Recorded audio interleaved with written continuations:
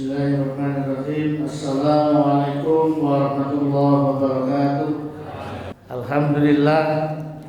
Alhamdulillahilladzi arsala rasulahu bil huda wa dinil haqq wa yudhhiru 'ala dini kullihi wa kafa billahi shahida. Asyhadu an la ilaha illallah wa la syarika lah wa asyhadu anna Muhammadan abduhu wa rasuluhu la nabiyya ba'da. Allahumma shalli ala Muhammad wa ala ali Muhammad.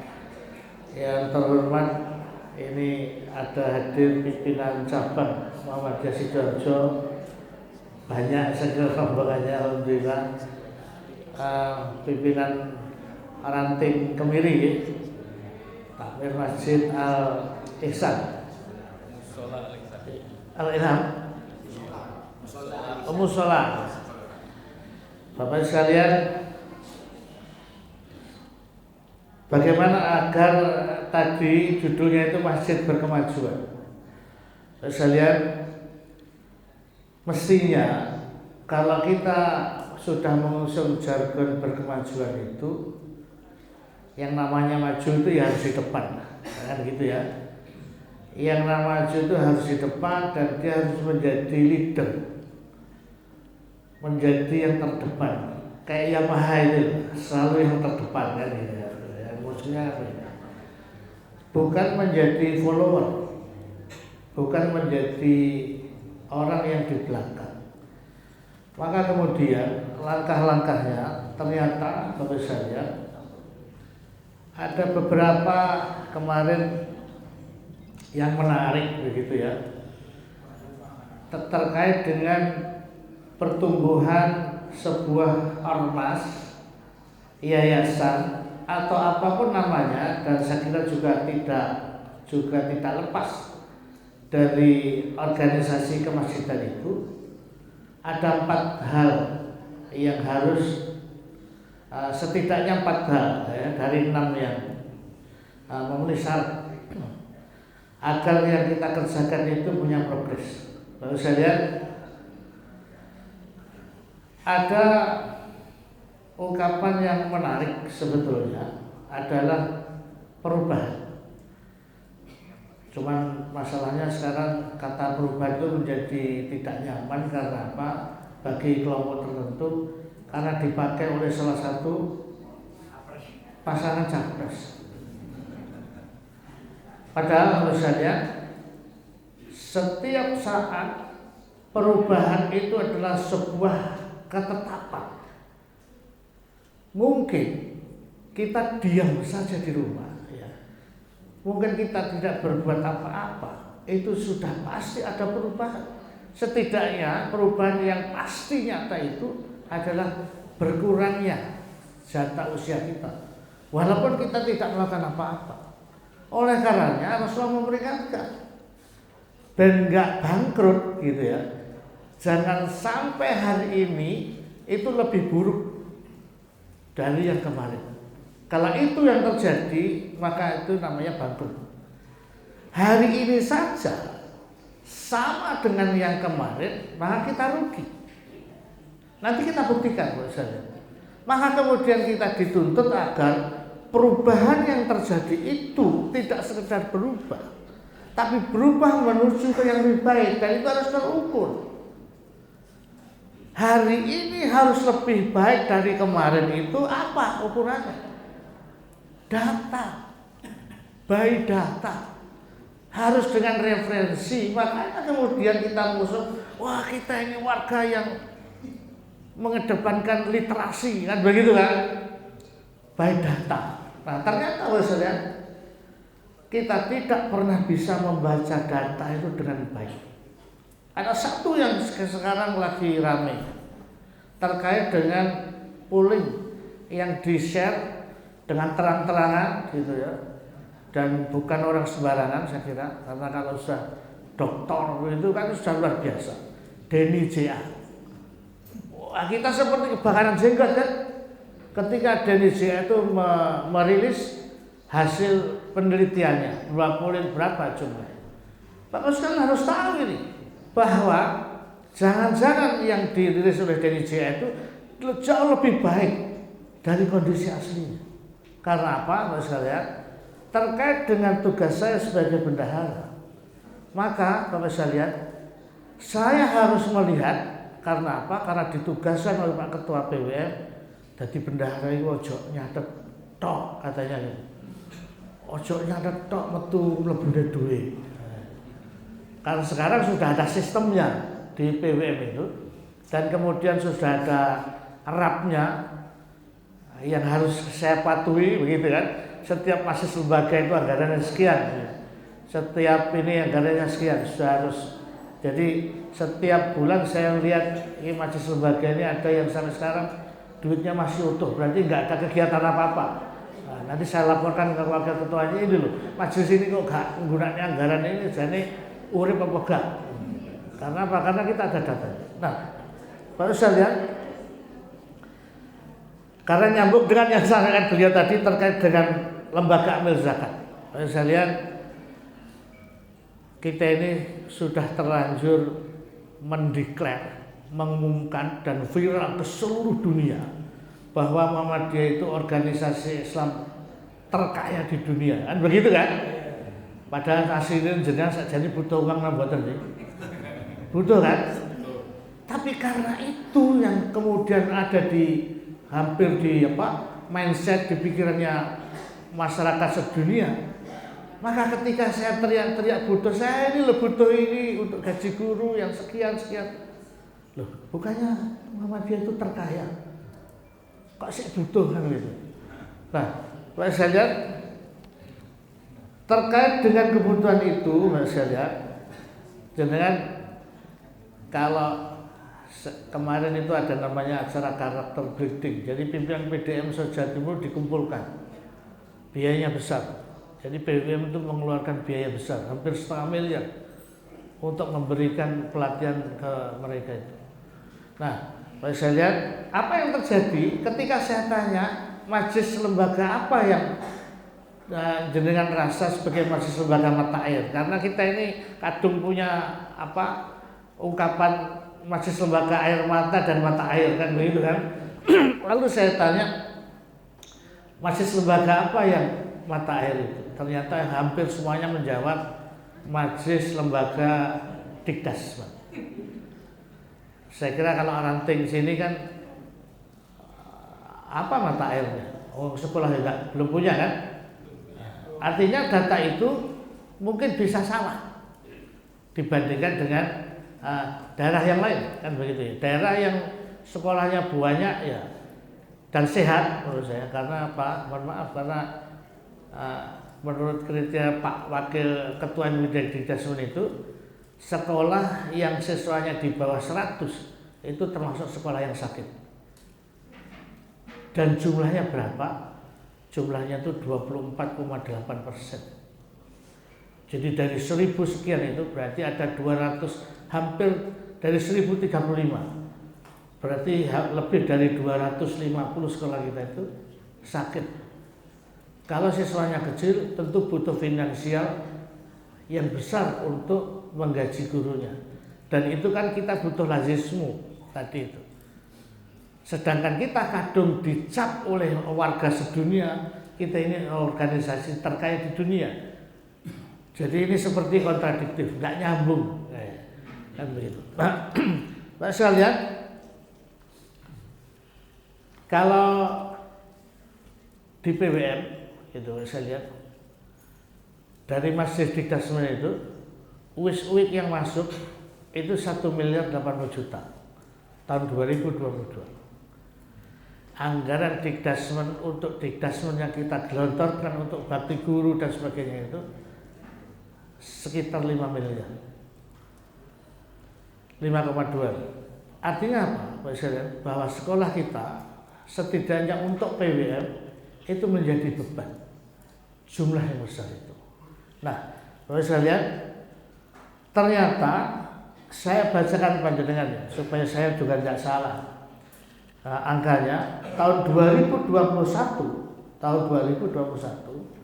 Basnas itu mengelola uang hasil fundraising berupa ZIS, zakat, infak, sedekah itu jumlahnya 604 miliar Apa enaknya diwaca triliun aja ya. 0,6 triliun. Dan kita gede ngomongin triliun. 0,6 triliun lebih. Dompet duafa berapa? Dompet duafa 0,413 triliun. Rumah zakat itu 0,309 triliun. Nurul Hayat yang dikelola oleh anak-anak muda itu 0,118 triliun. Yatim Mandiri 0,117 triliun. Lazismu berapa? Lazismu Jawa Timur di tahun yang sama itu 0,08.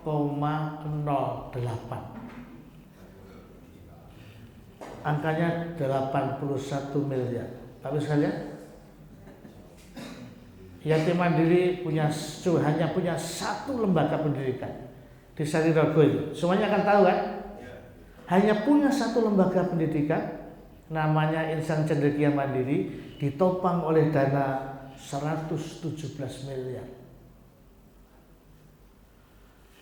Baru saya lihat, Lazismu dapatnya 81 miliar, mengelola 1035 sekolah. Kira-kira cukup apa enggak? Enggak sebanding. Iya kan? Enggak sebanding. Bayangkan, lembaga amil zakat dia perolehannya 117 miliar. Dan 117 miliar itu kata mereka ke saya, diperoleh dari sebagian banyak itu, sebagian besar itu dari wali murid sekolah-sekolah Muhammadiyah.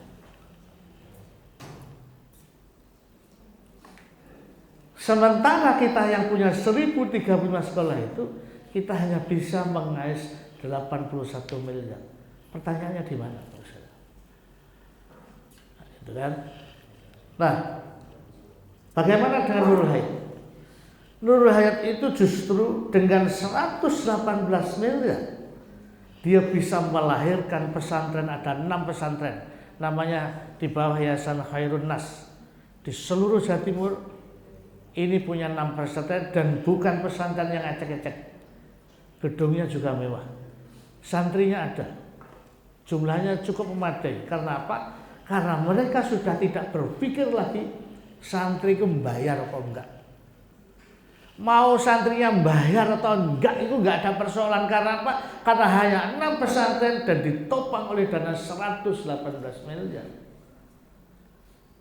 Pertanyaannya misalnya, sekarang berkemajuannya kita di mana? Terkait dengan ini. Karena apa misalnya? Karena hampir semua yayasan, lembaga, ormas Islam itu syarat pertama agar dia survive, dari mana sumber keuangan yang dia peroleh.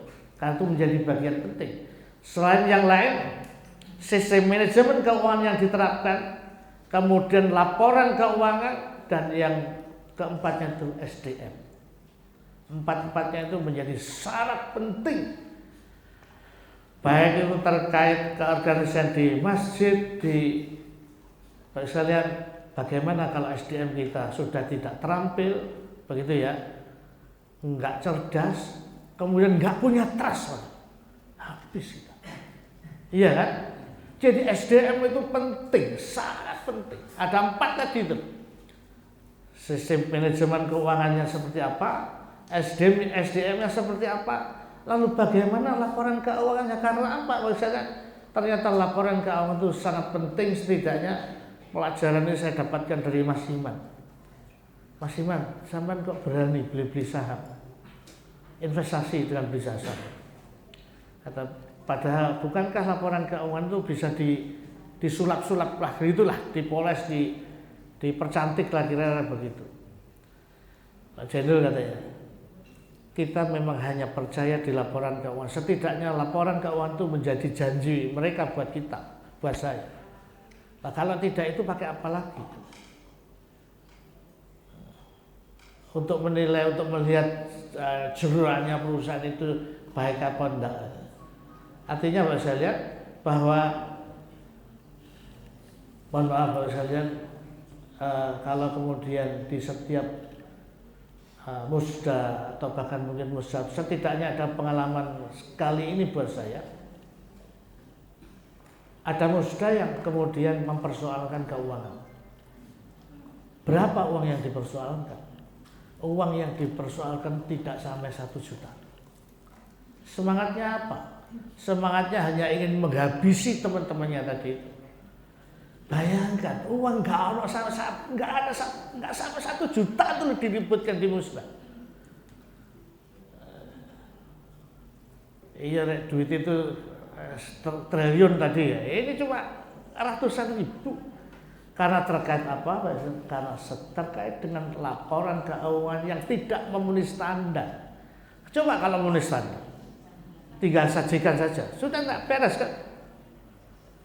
Nah, saya lihat oleh karenanya agar kita bisa menghitung, agar kita bisa mengukur yang kita lakukan, agar kita bisa melihat perubahan perjalanan itu, perjalanan menuju kemana lah kira-kira begitu ya, menuju ke lebih baik atau justru menyusut. Ini terkait keuangan. Yang berikutnya terkait dengan yang tadi sudah saya sebut, terkait dengan data yang dirilis Indonesia. Tapi saya lihat ketika saya diperintahkan untuk mencari uang itu, maka yang saya geret pertama lazisme. Lazisme saya tunjukkan ini teman-teman kita sekarang ini juga justru dari teman-teman lazisme. Bahwa dari sini gitu ya, Pak saya lihat, kita targetkan perolehan keuangan PWM itu nomor 2 itu dari lazisme. Bukan dari awal. Bukan dari sekolah maksud saya. Kalau dari rumah sakit kita memang nomor 1. Pendapatan itu dari rumah sakit. Tapi kemudian ternyata membuat saya tidak nyaman karena apa? Karena banyak teman-teman aktivis di luar Muhammadiyah itu masih tahu saya, Pak Zainul. Anggaran pendapatan kalau kemudian bersandar ke rumah sakit, bukan karena rumah sakit itu tempatnya orang-orang yang sakit. Rasanya lalu kemudian uang dari mereka kita justru menyandarkan uang dari orang-orang sakit katanya. Wah itu menurut saya itu tamparan yang luar biasa buat saya. Makanya kemudian teman-teman lazisme ini loh, kan program ini karena apa? Karena 6 pilar program lazisme pusat itu bisa dicandalkan dengan seluruh kegiatan, seluruh program yang ada di Persyarikatan. Jadi nggak ada alasan kalau teman-teman lazisme itu tidak mensupport program-program Persyarikatan. Jadi kalau saya lihat, sudahlah nanti teman-teman di Persyarikatan di seluruh struktur, mau daerah, mau cabang, mau ranting, itu kalau ada lazismenya tolong dikasih tahu teman-teman itu bahwa 6 pilar program yang sudah diwajibkan oleh lazisme PP itu semuanya ada di Persyarikatan. Jadi kalau saya lihat ada pos gitu ya, ada tempat saya kira yang kita bisa gali. Karena apa? Karena kita ini dapatnya masih kecil. Dapatnya kita itu masih kecil, masih jauh di bawah mereka. Yang kedua, tadi terkait dengan rilis data Indonesia. Kalau saya lihat iuran anggota itu tidak pernah tersentuh. Iuran anggota itu 10.000. Dari 10.000 itu ranting itu porsinya 45%. Jadi kalau ranting itu penting ketika iuran anggota itu berjalan. Sekali lagi saya lihat syarat agar organisasi ini berjalan, maka sumber dana, sumber keuangannya bagaimana. Lalu kemudian kita tengok iuran anggota. Saya lihat ketika iuran anggota itu kemudian mau kita gali, menurut panjenengan basis datanya apa? Siapa yang anggota yang mana yang mau saya tarik iurannya? Halo? Jumlah NBM. Saya tentu mencari berapa anggota Muhammadiyah yang punya Katam yang punya nomor baku Muhammadiyah. Bisa lihat jumlah anggota yang punya NBM se-Jawa Timur itu 109.000 sekian. Sengaja belakangnya enggak saya hafal karena agak sulit ngapalin nama angka itu. Jadi yang 3 angka di belakang saya enggak hafal. 3 angka yang di depan 109.000 yang punya NBM. Data itu sudah mulai tahun 50-60-an. Artinya dari 109.000 itu tentu sudah ada anggota pemegang NBM yang meninggal. Artinya belum terkurangi yang meninggal. Berapa jumlah penduduk Jawa Timur? Penduduk Jawa Timur itu hampir 41,5 juta orang. 109.000 dibagi 41 juta pun pinter betul deh. Nanti 0,0 sekian. 0,025%.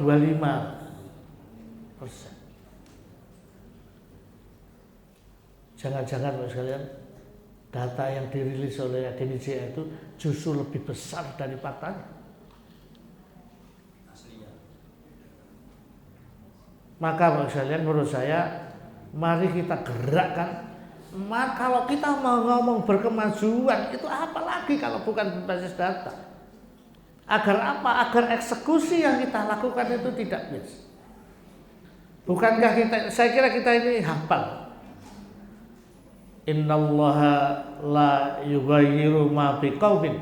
Gitu kan? Hatta yughayyiru ma bi anfusihim. Kita ini hafal. Tapi mohon maaf Bapak sekalian, di antara kita ini banyak yang sulit untuk berubah. Apalagi berubah dari kebiasaan yang sudah bertahun-tahun kita lakukan. Oh itu kita ini sulit sekali. Kita sepertinya berada pada kondisi yang sangat nyaman. Buktinya apa? Buktinya nggak mau pindah, nggak mau berubah. Iya kan? Kalau orang nggak mau pindah, artinya berarti faktanya orang itu kan nyaman di situ. Tapi aneh juga itu. Dia nggak mau pindah, nggak mau berubah, tapi ngomel bendino. Saya mohon maaf termasuk di grup-grup WA kita para mubalik, para ustadz tuh bendino di sini ngomel tok. Mohon maaf. Secara politik kita kalah, secara ekonomi kita kalah, dan itu isinya ngersuno tok.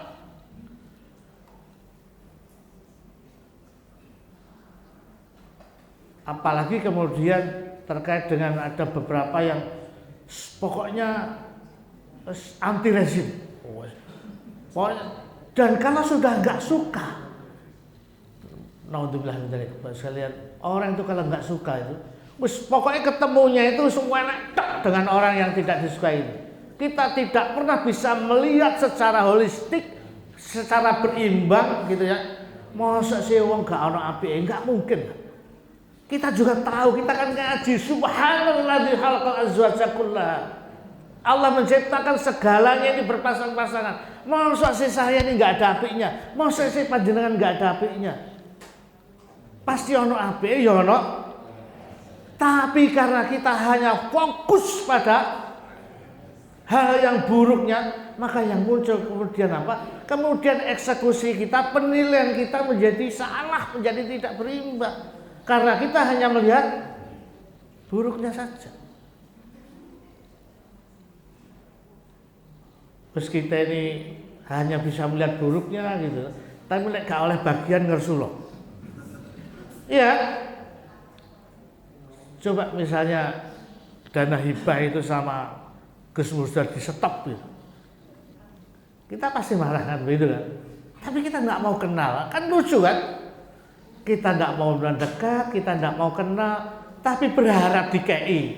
Apa ya ada begitu? Kecuali hanya Allah. Iya kan? Coba kalau kita jenengan, kita saja. Ini pengalaman di lembaga amil zakat di Lazismu. Ayo sekalian, jangan harap orang itu akan memberi infak berupa infak sedekah zakat ke kita kalau mereka nggak kenal kita. Jangan harap. Data saya ini di nomor HP saya ini ada ribuan. Sekarang insya Allah sudah 3.000 lebih. Karena 5 bulan yang lalu itu sudah hampir 3.000. 3.000 lebih setiap saat gitu. Saya melakukan kampanye untuk orang berdonasi ke Lazisum melalui HP saya. Bapak sekalian, siapa yang mau berdonasi? Hanya teman-teman dekat saya. Teman pernah di SMA, teman pernah kuliah, teman pernah bisnis bareng. Yang tidak saya kenal dekat, enggak ada. Maka kemudian Bapak sekalian, di zaman berkemajuan ini, maka Lazismu itu nggak mungkin panjenengan kenal sitok-sitok moro ning omah-omah itu nggak mungkin. Kosnya terlalu besar. Pakai apa dulu itu pakai pamflet diubengno nang omah-omah. Itu mohon maaf. Itu cara yang agak jadul kan itu. Sekarang Bapak sekalian ada teknologi yang dengan hanya nge-share terus gitu, maka sering-sering bikin konten. Saya kira Bapak sekalian, siapa yang tahu kacung motor coba angkat tangan. Siapa yang tahu kacung motor tulung aku? Angkat tangan coba. Siapa yang tahu Bang Siska? Kalau saya ngerti. Karena kalah dengan kampanye kacung motor. Kacung motor itu benar setiap hari bikin konten. Saya tak konten dulu. Kalau tamunya kan gitu kan. Saya tak konten dulu. Bayangkan Pak sekalian, siapa sangka jualan mobil bisa pakai online. Iya kan? Jualan mobil pakai online dan itu sangat menarik. Yang datang akhirnya seluruh Indonesia. Yang datang seluruh Indonesia. Kata yang belum itu dari Aceh, dari Papua sudah ada. Yang dari Aceh yang belum. Dan kemudian jualannya hanya dengan ditunjukkan itu. Dan sangat besar Pak besar. Sampai showroomnya itu ada berapa unit dengan online. Kalau saya lihat, saya juga sudah punya pengalaman online. Kita bikin resto mulai tahun 2011. Naik, kemudian menjelang pandemi semakin surut. Pas pandemi sehari dodolannya oleh duit 200.000 sehari. Lalu kemudian tutup karena apa? Karena nggak memadai. Ganti online itu kemudian Mas sekalian bisa naik menjadi berapa? Menjadi 3 sampai 5 kali lipat saat di puncak-puncaknya omsetnya itu. Online. Jadi kalau mohon maaf, sekarang Pak sekalian, saya sudah sampaikan ke Bapak pimpinan, sekarang pimpinan-pimpinan harusnya aware dengan medsos. Provider sudah mulai, panjenengan bisa lihat followernya provider di Facebook, akun Facebooknya beliau itu sudah hampir 60.000. Pak Sekung itu kalau nggak salah sudah hampir 30.000. Hampir tiap hari. Kemarin Pak Sekung bikin foto itu lagi di Doha, Qatar. Selanjutnya menuju Berlin, Jerman. Jadi Bapak sekalian, hanya orang yang bisa survive, orang yang bisa beradaptasi dengan pertumbuhan yang sangat cepat. Jangan sampai kita nanti seperti Nokia. Kata CEO-nya Nokia itu, kita ini tidak pernah berbuat salah. Artinya berbuat salah yang fatal. Tapi faktanya kita kalah pada saat diakuisisi. Kita ini tidak pernah berbuat salah, tapi faktanya kita kalah. Bapak sekalian, kalau kita tidak melihat data, kalau kita tidak punya referensi yang cukup untuk mengukur perjalanan kita ke depan itu lebih baik atau tidak, maka kita akan habis. Kalau kita stagnan, kalau hari ini sama dengan yang hari kemarin, maka Rasulullah mengatakan itu rugi. Buktinya apa? Saya lihat. Karena apa? Kalau kita sama dengan apa yang kita lakukan 100 tahun yang lalu, kalau kita tidak melihat data bagaimana percepatan orang di luar kita, pergerakan orang di luar kita membanggakan sekolah kita 1035, sedangkan yang di luar itu tumbuhnya luar biasa pesat. Yang tadinya mungkin jual 10.000 sekarang menjadi 20.000. Maka kita rugi, kita akan habis karena apa? Karena kita akan terdilusi namanya. Seperti ini Pak Ustaz, contoh. Minuman ini tentu manis. Iya kan? Sudah terukur ya. Tapi manisnya ini tetap saja Pak Ustaz. Manisnya ini tetap saja. Baik sekalian, di luar itu tambahnya buahnya dan kemudian bersatu dengan kita perjalanan. Kalau ini saya tambahkan terus begini dan terus menerus yang di luar terus tumbuh, saya tambahkan lama-lama ini manis atau tidak? Hilang manisnya. Inilah yang kemudian kalau kita sama dengan kemarin itu rugi, habis kita terdilusi oleh pergerakan yang di luar sangat cepat itu. Maka kemudian bawa PCM turun, ya, alhamdulillah saya lihat oleh beliau akan terukur ranting biro ya. Jumlah ranting yang kita anggotanya berapa? Mudah-mudahan saya lihat ini Pak Ketua ini ahli di pembukuan itu, saya kira terkait data itu Mas Wahid ini insya Allah sudah sangat paham lah beliau bagaimana mengukur ya. Jadi saya lihat itu yang terjadi di kita. Saya terus terang aslinya saya itu tadi terlambat, mohon maaf saya itu terus terang lupa. Aku tanggal 10 nanti ya. Karena nggak di WA, nggak di telepon itu, saya pikir nggak ada, tapi ono, saya bilang gitu, tapi ada. Makanya saya tadi pagi-pagi itu habis itu saya telepon Pak Sultan. Pak Sultan terkait yang saya sampaikan pagi ini tadi. Pak Sultan supaya tahu gitu terkait dengan persepsi Indonesia itu. Wah, Bapak sekalian, sekelas mohon maaf, sekelas pimpinan itu ada yang mengatakan gak apa kita ini kecil tapi berkualitas. Kan gitu. Wah, banyak yang memberikan gak apa-apa kita ini kecil tapi berkualitas. Ngasih contoh siapa? Yahudi Amerika itu. Jumlahnya kecil tapi bisa mempengaruhi kebijakan Amerika. Katanya gitu. Terus saya lihat, kalau demokrasi itu kita kecil menang apa kalah? Kalah. Demokrasi itu menghendaki jumlah, bukan kualitas. Masa ini mau disangkal? Demokrasinya kira-kira bisa dirubah nggak sistem itu di negara ini? Nah, iso kita akan bisa kalau bisa, gitu ya. Sistem demokrasi, oke, pemilunya nggak usah pakai sistem demokrasi, baru kita ada peluang menang.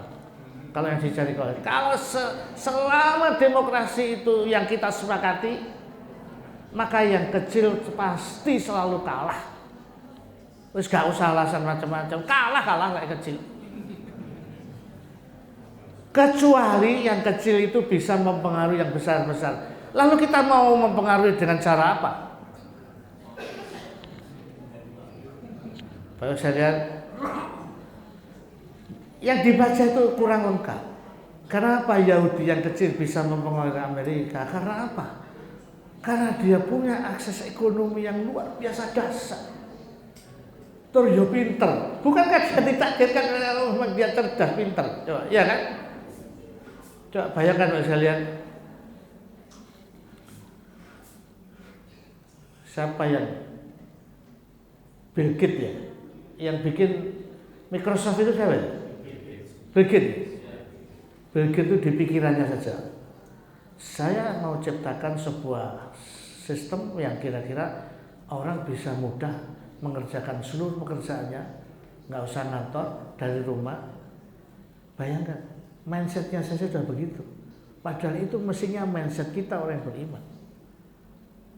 Harusnya kita sebagai orang yang beriman mindset yang keluar itu bagaimana saya bisa terus-menerus memberikan manfaat. Itu kan memberikan manfaat. Bahkan kita ini didorong agar apa? Agar menjadi orang baik itu salah satu syaratnya itu memberi manfaat ke orang lain, kan begitu. Kalau sudah begitu mestinya sesama teman, sesama muslim gitu ya, ojo merusui lah, gitu. Ojo merusui. Mindsetnya tuh harus terus memberikan manfaat. DNA kita itu DNA al-maun, katanya begitu kan? Kalau DNA al-maun, maka yang lahir tadi apa coba? Setiap bulan mimpinya bagi sembako, nanti tidak hanya bagi sembako. Karena apa? Karena sudah jelas datanya 10% warga Jawa Timur itu miskin. Bahkan ada yang miskin ekstrim, yang penghasilannya satu bulan tidak lebih dari 350.000, dan itu jumlahnya besar. Saya tanya ibu-ibu itu, kalau suaminya penghasilannya 350.000, jangan sanggup enggak membiayai rumah tangga itu dengan 350.000? Coba dia tanya ibu-ibu di luar atau di atas, rata-rata itu enggak sanggup, Mas. Tapi itu ada di sekitar kita. Dan kita mengatakan DNA kita al-maun. Ada punya kita data, siapa ini yang mau saya support? Enggak ada. Padahal kalau ini jumlahnya 100 orang, kalau 200 orang, kalau 200 orang pasti 20 ada di situ. Tapi kita nggak pernah punya data.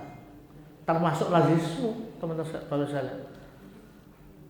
Termasuk lazismu. Jadi Bapak saya lihat, sekali lagi, mari kita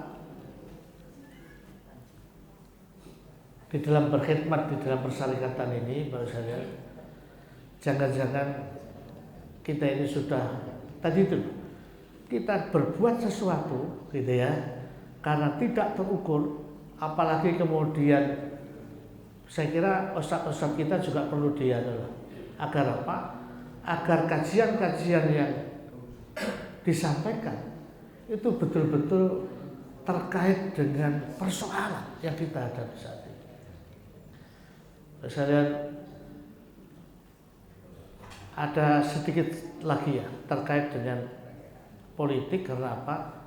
Karena sebentar lagi ada tahun politik, ada pilek, ada pilkada. Misalnya kita tentu menginginkan kader-kader kita itu ada yang kemudian masuk di politik dan kemudian apa bisa memberi warna. Ini tadi loh, kan kita ini sudah DNA al-maun tadi itu loh.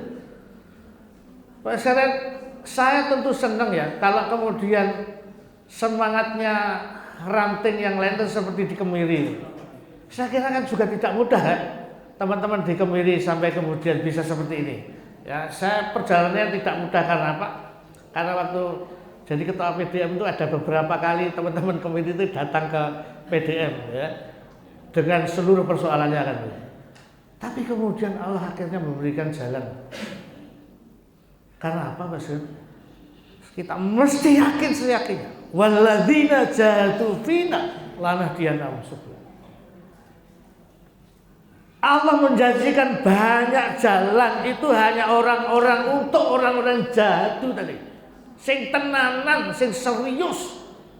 Bukan tidak ada persoalan, ada persoalan. Apalagi berjuang di jalan Allah itu selalu ada persoalan. Tapi buat orang-orang yang jahadu fina, bersungguh-sungguh di dalam urusanku, Allah akan menjanjikan banyak jalan. Tidak hanya satu jalan, tapi banyak jalan. Jadi nek gurung ketemu dalane gitu berarti kesungguhannya belum. Saya terus terang Pak sekalian, iki kondisi kayak gini terus gitu ya. Saya kira cobaan Allah itu belum klimaks.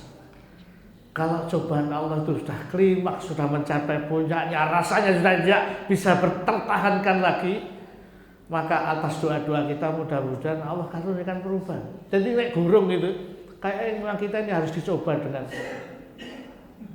cobaan yang dahsyat gitu ya. Karena apa? Biasanya itu kalau dicoba dengan enak-enak itu nggak berubah gitu, kan itu sulit berubahnya. Kalau dicoba dengan cobaan yang sangat meyakinkan, dahsyat gitu, insya Allah berubah. Nah, saya lihat teman-teman LHKP sudah mulai mendata. Semangatnya ternyata, misalnya, Mas, saya mau minta tolong kan gitu ya. Teman-teman yang nyalek itu mau punya data, punya referensi. Kira-kira keberhasilannya itu berapa persen? Satu kursi itu piro nilainya, butuh berapa ribu? Kira-kira sudah punya berapa ribu? Mohon maaf, misalnya kita punya pengalaman teman-teman kader yang larinya ke lazisme terkait dengan pinjaman atau tanggungan keluarga itu, ada beberapa yang habis nyalek dan kalah. Kalau menang tidak mungkin tekan lazisme, bahkan nggak mungkin, lali lah, kalah. Nah, ternyata saya lihat hampir semua yang maju itu katanya itu begitu yakin, seyakinnya 95% pasti menang. Padahal tidak ada dukungan data sama sekali, dan dibuatkan data oleh teman LKP. Wah, data ini data opo, titipan rezim katanya. Karena kita ini ngeman teman-teman yang maju itu supaya apa? Supaya duitnya nggak morat-marit, begitu ya. Supaya menang lah. Saya tidak maju itu menang gitu. Kalau kalah itu kita udah biasa, sampai bosen saya itu. Jago nggak tahu menang, kalah jago kui. Itu yang pertama menurut saya. Karena apa? Kalau kemudian apa? Hanya sekedar maju gitu ya.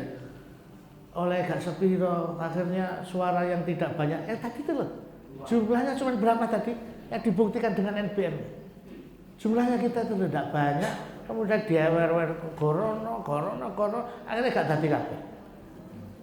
Yang terakhir Bapak sekalian, yang paling penting, mohon maaf, teman-teman kita yang maju ke dunia politik ini, saya tanya jenengan ini, paling ini nggak ada separuh yang berani nyalek, termasuk saya, mohon maaf, saya juga nggak berani nyalek.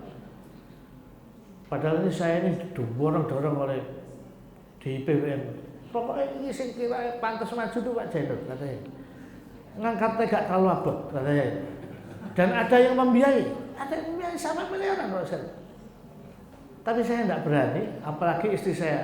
Wes pokoknya lek urusan politik gak lah. Kalau urusan Muhammadiyah wis gak usah mulai, ya gak apa-apa lah ngurus Muhammadiyah. Tapi kalau ngurus politik wes enggak ada jalan, kata saya. Nah, kalau kita ini nggak berani maju, ya kan? Kemudian ada teman kita yang maju, ojo dibully lah. Oh, politik kotor, pokoknya wis diajar, diserang dan lah ada gak wani maju, ono sing wani maju kok dibully. Yang kedua yang lebih penting lagi, mohon maaf saya, jangan mereka dibebani dengan finansial. Lawan koncene dhewe roh, kita ini tahu mereka maju itu dengan kondisi ekonomi yang pas-pasan. Lha ngono kita ini tecek tegone njaluk ongkos untuk datang ke TPS. Gak nemen ae dhewe. Tolong disampaikan kemana-mana. Gak malu tadi teh membebani mereka. Mestinya seperti yang disampaikan Gus Bae. Mestinya kita yang secara ekonomi berlebihan, punya kelebihan, karena membeli kebenaran itu harus dibeli. Karena apa? Kalau kita tidak membeli kebenaran itu, kita kalah dengan mereka. Justru yang duit-duit itu nyangoni caleg itu, bukan malah kita jadi beban. Caleg-caleg kita itu sama posisi yang sugih. Coba kita lihat. Rata-rata ya anak-anak muda yang secara ekonomi belum apa, mau belajar, masih mau belajar. Lalu kemudian kita bebani dengan tadi itu, biaya politik tadi. Baik sekalian, saya sampaikan ini karena apa? Ini fakta. Teman saya Pak Leo Herlambang berapa banyak habisnya, tapi jumlah suara yang didapatkan nggak imbang dengan biaya yang dikeluarkan. Sakno kan? Mohon maaf saya lihat, saya kira Itu yang saya bisa sampaikan. Sudah 7:30. Sekali lagi mohon maaf saya terlambat. Mudah-mudahan saja kita bisa istilahnya legowo lah kira-kira gitu ya, berlapang dada atas seluruh apapun yang ada di depan kita itu, baik fakta itu menyakitkan atau menyenangkan. Kalau menyenangkan ini gampang lapang dada. Terkait dengan polling seperti tadi Pak saya terus terang sudah nulis di teman-teman ketua majelis lembaga yang baik. Mbok kalau kita nggak cocok, kenapa kita tidak bikin polling sendiri? Jangan-jangan justru kita jauh lebih kaget dengan polling yang kita bikin. Jadi kalau kita tidak cocok Pak sekalian, kenapa kita tidak tampil? Kalau ada persoalan di negeri ini tentang kemiskinan, kenapa kita yang DNA Al-Maun tadi tidak tampil menjadi solusi seperti yang dilakukan oleh Kiai Haji Ahmad Dahlan 100 tahun yang lebih. Beliau tampil dengan program unggulannya pendidikan. Beliau tampil dengan program unggulannya filantropi, ini anak yatim. Dan Pak sekalian, harusnya kalau kita menjadi berkemajuan selalu yang terdepan, harusnya ada selalu program-program baru yang unggul, tidak sekedar beda. Tidak sekedar baru, tidak sekedar beda, tapi unggul. Sekarang, supaya tahu ini, panti asuhan kita bangga. Jawa Timur Muhammad itu punya 145 panti. Saya lihat datanya, anak-anak yang masih ada di panti itu 5.000 lebih sekian.